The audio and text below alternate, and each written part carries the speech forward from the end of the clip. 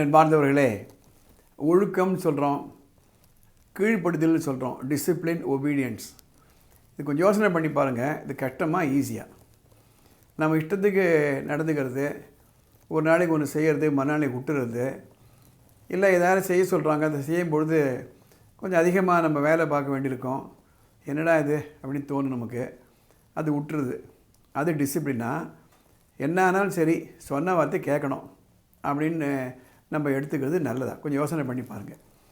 வாழ்க்கையில் முன்னுக்கு வந்தவங்கள்லாம் கன்சிஸ்டன்சி என்ற ஒரு பழக்கத்தை வச்சுருந்தாங்க. அதாவது எதை செஞ்சாலும் தொடர்ந்து செய்யணும், விடாமுயற்சி, பர்சீவரன்ஸ், இதெல்லாம் இருந்தால் தான் வாழ்க்கையில் முன்னுக்கு வர முடியும். இந்த எபிசோட ஒரு கதையோடு நான் ஆரம்பிக்கிறேன். ரொம்ப நாளைக்கு முன்னாடி உங்கள் பாட்டி இல்லை கொள்ளு பாட்டி இருந்தாங்களா, அவங்கள்ட்ட போய் கேளுங்க.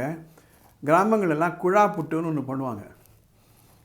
அந்த குழா புட்டு எப்படி பண்ணுவாங்க அப்படின்னா, இது மாதிரி ஒரு சிலிண்டர் ஆட்டம் ஒன்று இருக்கும், மூங்கிலில் பண்ணியிருப்பாங்க. அதில் நிறைய ஓட்டை போட்டிருக்கும், சுத்தீர ஓட்டை போட்டு இந்த பக்கம் மூடி இருக்கும், இந்த பக்கம் திறந்துருக்கும், இந்த பக்கம் க்ளோஸ்ட், மூங்கிலில் சுத்தீர ஓட்டை இருக்கும்.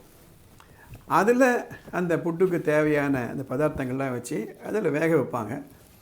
அதை வெந்த உடனே எடுப்பாங்க. ஒரு படம் கூட காமிச்சிருக்கேன் பாருங்கள். இதுதான் குழா புட்டு.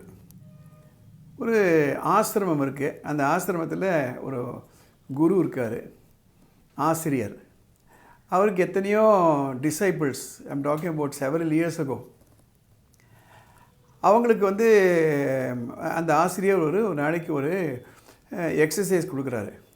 ஆக்சுவலி அவர் டெஸ்ட் கொடுக்குறாரு. என்ன டெஸ்ட்டுன்னா, இந்த மாணவர்களில் எந்த மாணவன் சொன்ன வார்த்தையை ஃபுல்லாக கேட்குறாங்க, யாருக்கு குரு பேரில் அதிக பக்தி, மரியாதை, நம்பிக்கையெல்லாம் இருக்குது அப்படின்னு டெஸ்ட் பண்ணுறதுக்காக ஒரு எக்ஸசைஸ் கொடுக்குறாரு.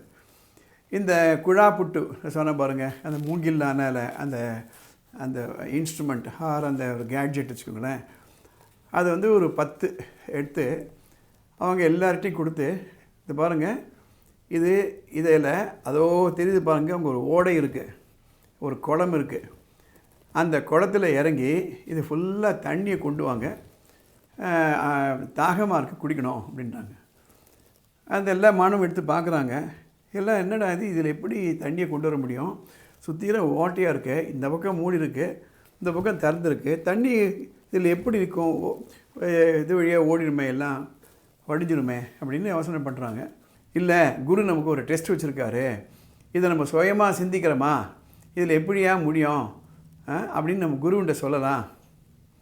இது எப்படி சார் முடியாது அப்படின்னு சொல்லலாம். அதுதான் அவர் எதிர்பார்க்குறாருன்னு ஒரு 4-5 ஸ்டூடெண்ட்ஸு குருவிட்ட போய் சொல்லிடுறாங்க. மீதி 6-7 ஸ்டூடெண்ட்ஸு போகிறாங்க. போயிட்டு அதில் 1-2 அரை மனசோட ட்ரை பண்ணி பார்க்கலான்னு இறங்குறான். எல்லோரும் அந்த படிக்கட்டில் இறங்குறாங்க. இறங்கி தண்ணியை அதில் ஃபில்லப் பண்ணிக்கிறாங்க. 2 படி வரும்பொழுதே மொத்த தண்ணியும் போயிடுது. அதில் 2-3 ஸ்டூடெண்ட்ஸ் சொல்கிறாங்க, இதை பற்றிங்களா முடியாது. இதை தான் அவர் நம்ம உணர்த்துறதுக்காக தான் இந்த எக்ஸசைஸ் கொடுத்துருக்காரு, நம்ம போய் குருகிட்ட சொல்லலான்னு 2-3 பேர் போகிறாங்க. மற்ற ஸ்டூடெண்ட் இல்லை நம்ம ட்ரை பண்ணி பார்க்கலாம் அப்படின்ட்டு இன்னும் ஒரு 4-3 ஸ்டூடெண்ட்ஸு அங்கேயே இருக்காங்க. ஒவ்வொரு முறை எடுத்துகிட்டு வராங்க. குரு நம்மளால் சுயமாக சிந்திக்க முடியுதா, அதை பரிசோதனை பண்ணுறதுக்கு தான் இந்த எக்ஸசைஸ் கொடுத்துருக்கான்னு அவங்களும் போயிடுறாங்க. கடைசியில் ஒரே ஒரு மாணவன் மாத்திரம் உள்ளே இறங்குறான், அதில் தண்ணியை பிடிக்கிறான், கரையேறி வரான், கொட்டிடுது. அடுத்த முறை மறுபடியும் இறங்குறான், கரையேறான், எல்லாம் லீக் ஆகி போயிடுது. அப்படி விடாமல், ஏன்னா அவர் குரு ஏதோ காரணம் இல்லாமல் சொல்லியிருக்க மாட்டார், இவ்வளோ படித்தவருக்கு இவ்வளோ தெரியாத அவருக்கு அப்படின்ட்டு விடாமல் இறங்குறான், அந்த தண்ணி எடுக்கிறான், ஏறுறான் படிக்கட்டு. ஒன்று மாற்றி ரியலைஸ் பண்ணுறான், நேரமாக அவரால் இன்னும் 2-3 படி அதிகமாக ஏற முடியுது. முதல்ல மொத்த தண்ணி கொட்டி போச்சு, அதுக்கப்புறம் 2-3 படி தான் இருந்தது. அப்புறம் இப்போது ட்ரை பண்ணுறாரு, ஒரு 6-7 படி அவரால் கொண்டு வர முடியாது. ஸோ இறங்குறாரு, ஏறுறாரு, நடக்கிறாரு, எங்கே எப்படி எடுத்து மறுபடியும் குளத்துக்கு போகிறாரு, மறுபடியும் ஃபில்லப் பண்ணி கொண்டு வராரு. கொஞ்சம் கொஞ்சமாக பார்க்கும்பொழுது கடைசியில் அதில் நிரப்பிய தண்ணீர் குரு கீழே வர வரையில் தண்ணி இருக்குது. கடைசியில் அந்த குருகிட்ட கொடுத்து, குருவே நீங்கள் கேட்ட தண்ணி இதோ இருக்கிறது. கொஞ்சம் யோசனை பண்ணி பாருங்கள் எப்படி இருந்திருக்கும் அப்படின்னு பார்த்தா, இது மூங்கிலான ஒரு குழாப்புட்டி போல் மெட்டலில் வந்தாச்சு. அதில் தண்ணியில் ஊற ஊற ஊற அந்த துவாரங்கள்லாம் அடைபட்டு போகுது, உப்பிடுது இல்லையா அந்த மூங்கில். அப்படியே இருக்கும்போது கடைசியில் கம்ப்ளீட்டாக உப்பி அது ஃபுல்லாக அடைச்சிடுது. அதை வந்து குருகிட்ட கொடுக்குறாங்க. அப்போ குரு சொல்கிறாரு, இதை நான் யார் இது புரிஞ்சுக்கிறீங்க, உங்களுக்கு யார் அதிகமான விடாமுயற்சி இருக்குது, யார் வந்து பர்சீவரன்ஸ் இருக்குது, யார் வந்து இந்த செஞ்சு முடிக்கணும்னு அந்த திடம் இருக்குது, அந்த மனதில் உறுதி இருக்குன்னு டெஸ்ட் பண்ணுறதுக்காக தான் இந்த எக்ஸசைஸ் உங்களுக்கு கொடுத்தேன் அப்படின்ட்டு அந்த மாணவனை மெச்சுறாரு.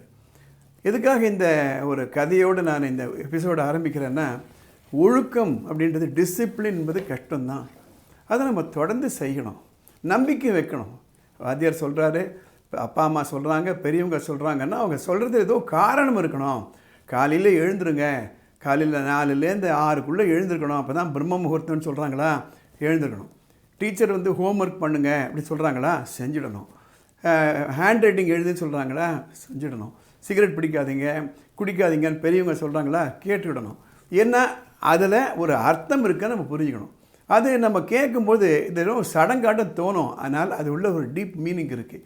இது யாராவது இதை பற்றி சொல்லியிருக்காங்களான்னா, திருக்குறள் அதிகாரம் 14 ஒழுக்கம் உடைமை, குறள் எண் 132, பரிந்து ஓம்பி காக்க ஒழுக்கம், தெரிந்து ஓம்பி தேரினும் அகுதையே துணை.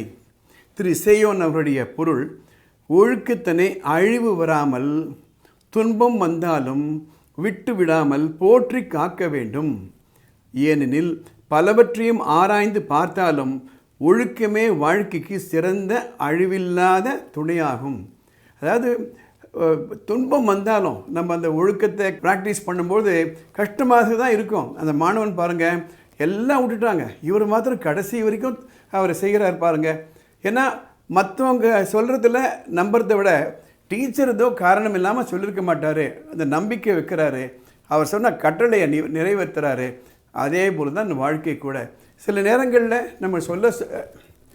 நேரங்களில் நம்ம செய்ய சொன்னதெல்லாம் நமக்கு டெம்பரரியாக பெயின்ஃபுல் இருக்க தான் இருக்கும், அது ஒரு துன்பத்தை கொடுக்கும். ஆனால் அதனுடைய கடைசியில் அதனால் என்ன அட்வான்டேஜ் அப்படின்னு பார்க்கும்பொழுது ஒழுக்கம்தான் கடைசி வரைக்கும் நமக்கு பர்மனெண்ட்டாக நமக்கு நன்மையை கொடுக்கும். இது போன்ற கதைகளை எடுத்து சொல்லுங்கள் குழந்தைகள்கிட்ட.